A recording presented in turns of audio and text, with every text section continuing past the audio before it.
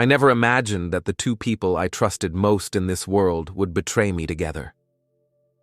My name's Daniel, I'm 32, and until recently, I thought my life was pretty much perfect. My wife, Lisa, and I had been married for 7 wonderful years. Our relationship was the kind people envied, filled with laughter, understanding, and support. We had just bought our dream house, nestled in a quiet neighborhood, with plans of filling it with children and memories. Lisa was intelligent, kind-hearted, and beautiful. We met at university, and I was immediately drawn to her warmth and charisma. She was the kind of woman who made everyone around her feel special.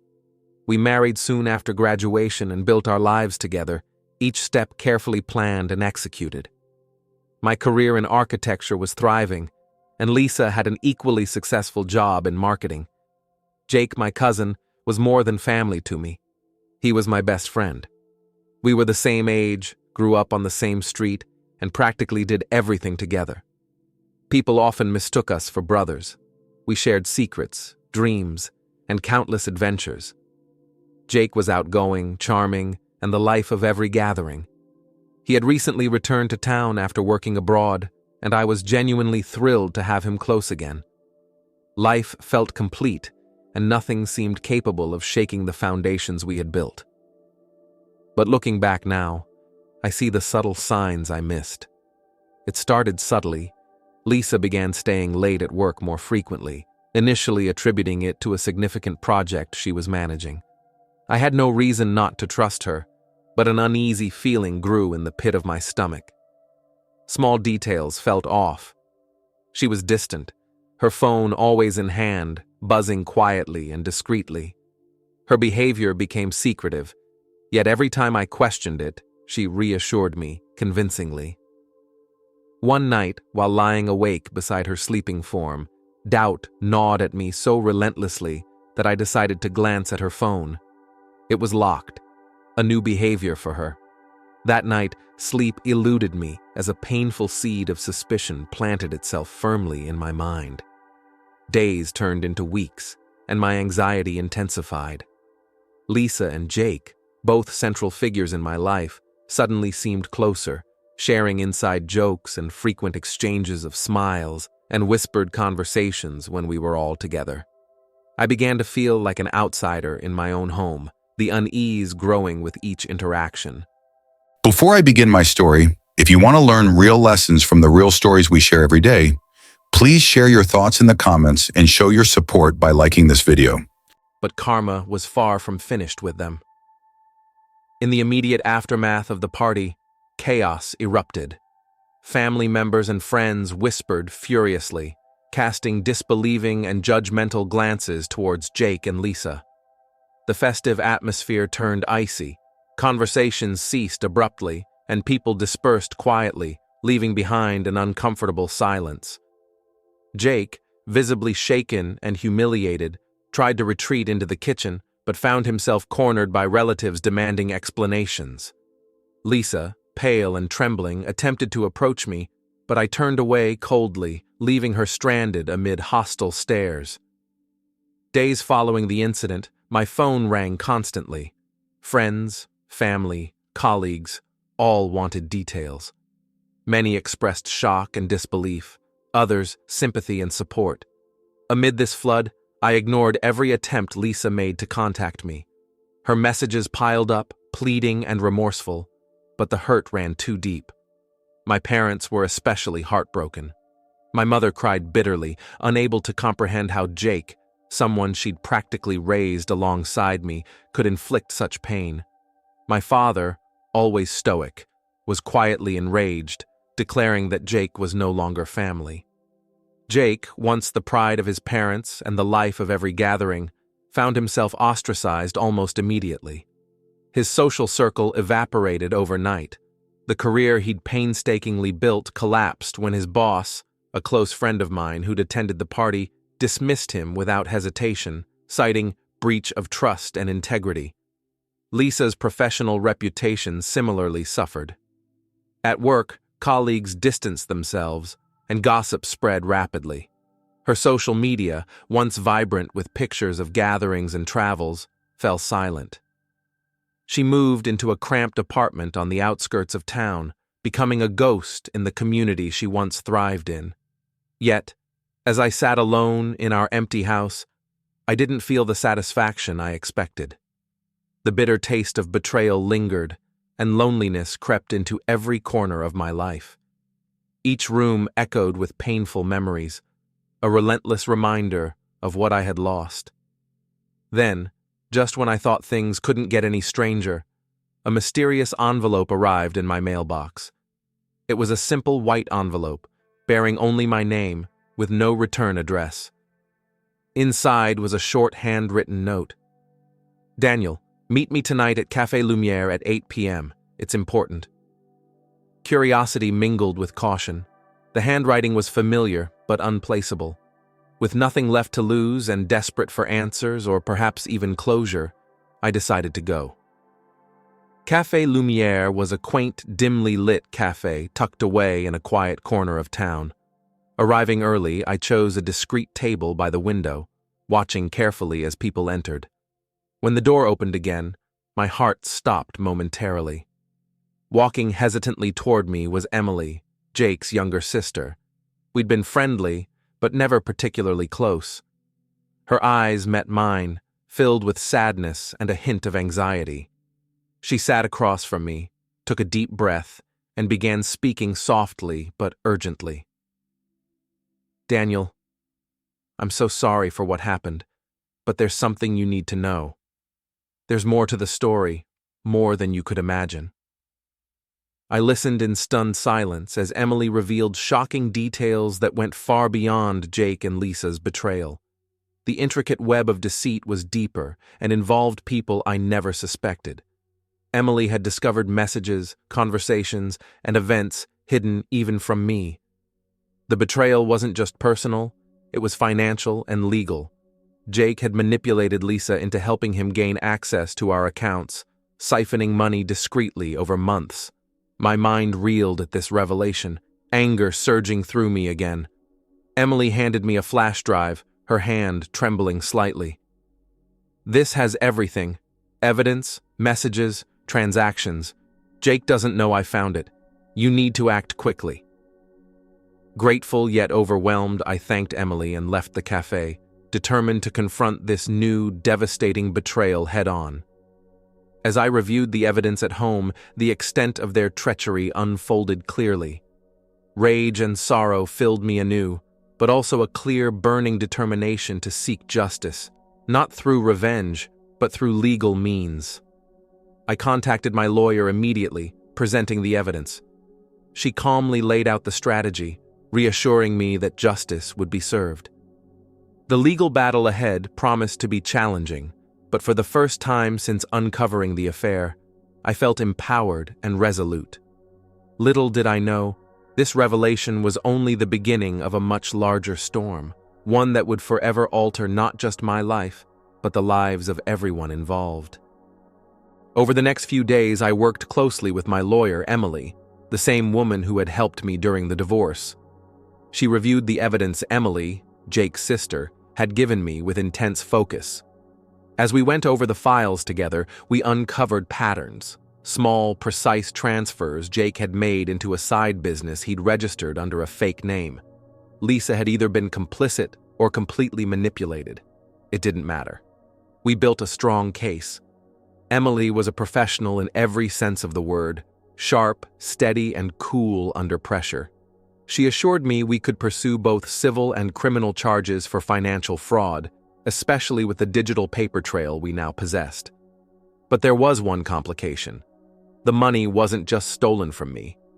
Jake had created a pyramid of lies. Apparently, he had scammed not only me, but several extended family members, convincing them to invest in a fake startup he claimed was expanding overseas. I wasn't the only one he'd been bleeding dry. It was a full-blown scheme. Emily decided it would be more effective to bring the other victims into the case. She began contacting them one by one, presenting what we had. The responses were heartbreaking. My uncle, Jake's own father, had invested his retirement savings. Another cousin had taken out a loan to be part of the opportunity. I remember sitting at a family meeting surrounded by wounded, furious relatives watching the full scope of Jake's betrayal sink in. If there had been any sympathy left for him after the affair, it was gone now. We filed the case. The court date was set. The local news caught wind of it, not just because of the fraud, but because of the shocking personal betrayal that had started it all.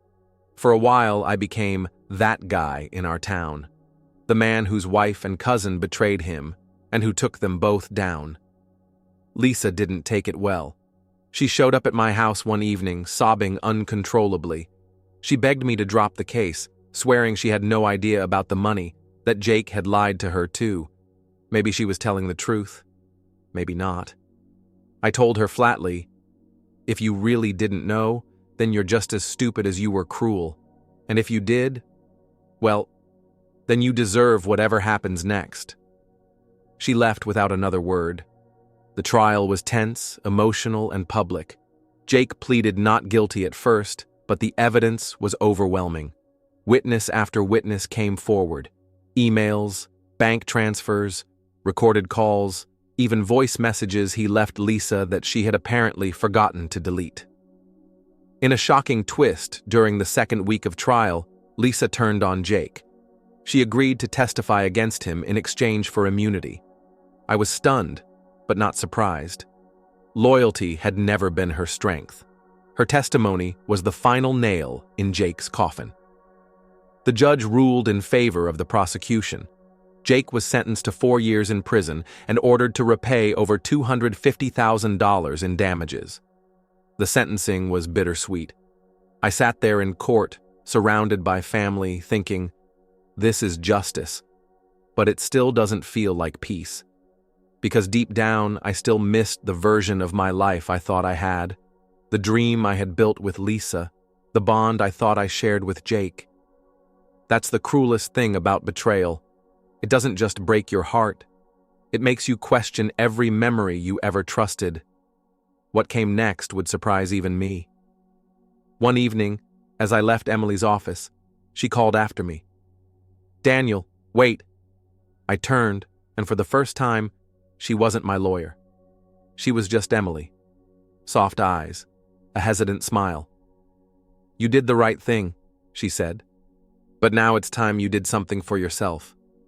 I didn't know what she meant, but I would soon find out. Emily invited me for coffee the following weekend. What I thought would be a quick chat about final paperwork turned into a 2-hour conversation about life, loss, and healing. She shared her own story, of a broken engagement, of betrayal she too had endured. It felt strangely comforting to speak to someone who truly understood the pain behind my composed mask. Over the weeks that followed, our meetings became more frequent. Sometimes they were accidental, running into each other at the courthouse or at a small cafe downtown. Other times, they were deliberate, and with each interaction, I began to feel something I hadn't in months: connection. Emily was nothing like Lisa. She was calm where Lisa was intense, sincere where Lisa had grown cold. And though I wasn't ready to admit it out loud, I found myself looking forward to our time together. Then one day, Emily surprised me with a suggestion. Why don't you get away for a bit? She asked. Someplace quiet, somewhere that doesn't carry so many memories. She was right.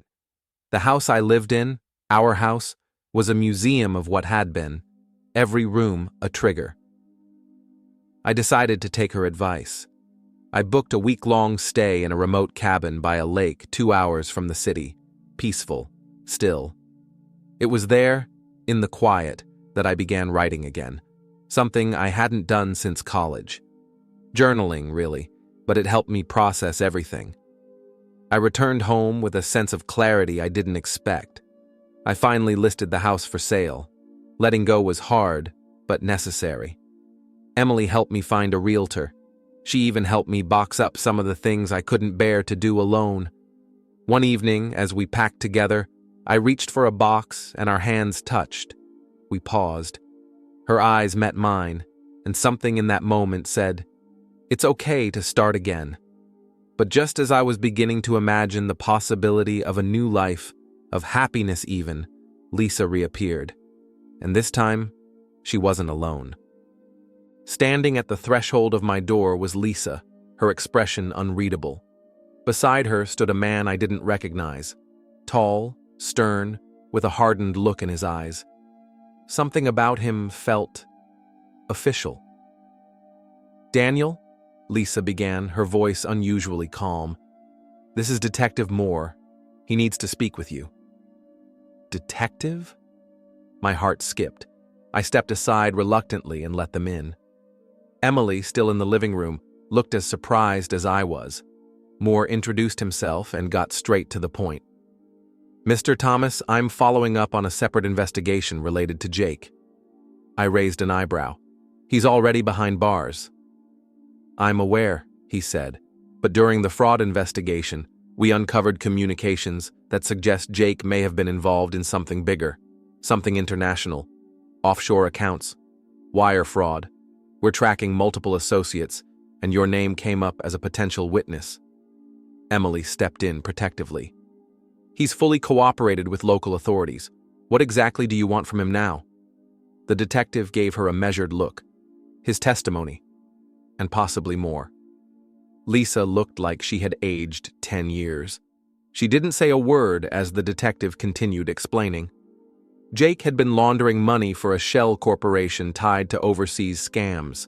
The fake startup was only a small piece of the puzzle.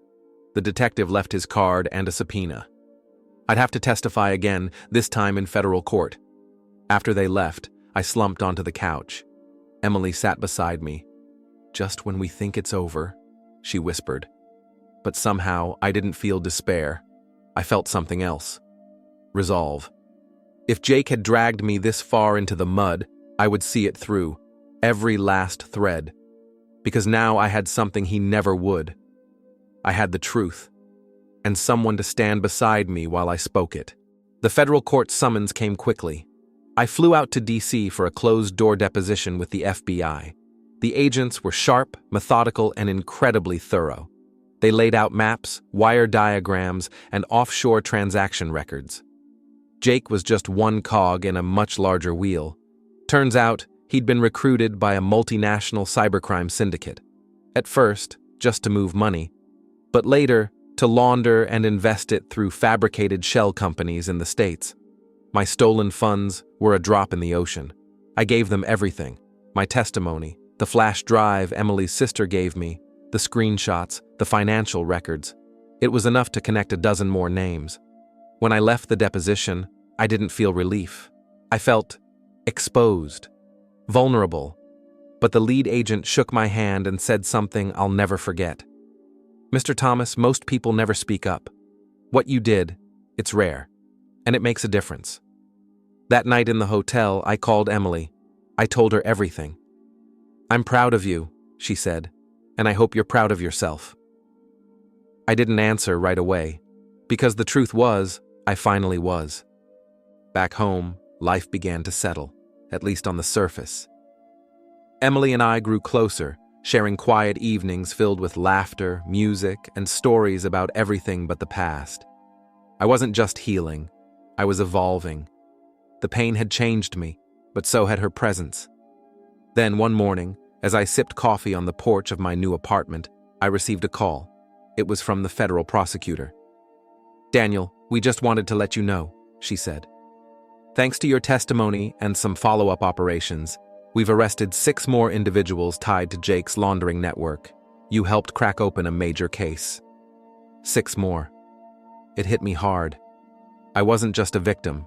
I was part of a turning point. Later that day, Emily and I met at a quiet park. I told her everything. She listened, as always, with patience. "You changed more than your own story," she said, holding my hand. "You helped others get justice, too." I looked at her, and for the first time in a long time, felt whole. Weeks turned into months. The legal mess faded into headlines, then into silence. I found myself no longer defined by betrayal, but by resilience. I even started turning my journals into blog posts, and surprisingly, people began to follow. My stories touched others who had been through the same pain. One post went viral about the moment I chose not to destroy myself, but to rebuild. I ended it with a sentence I'd never thought I'd write. Being broken isn't the end of your story. It's just the start of a new chapter. Emily and I eventually moved in together. She encouraged me to keep writing. I encouraged her to open her own practice. We were good for each other in ways Lisa and Jake could never comprehend. And one evening, on the same porch where I once received that federal call, I looked into her eyes and said, "I don't know what tomorrow holds, but I do know this. I've already lived through the worst, and I found something better." She smiled and whispered, "So did I." Sometimes karma takes its time, but when it arrives, it brings everything full circle.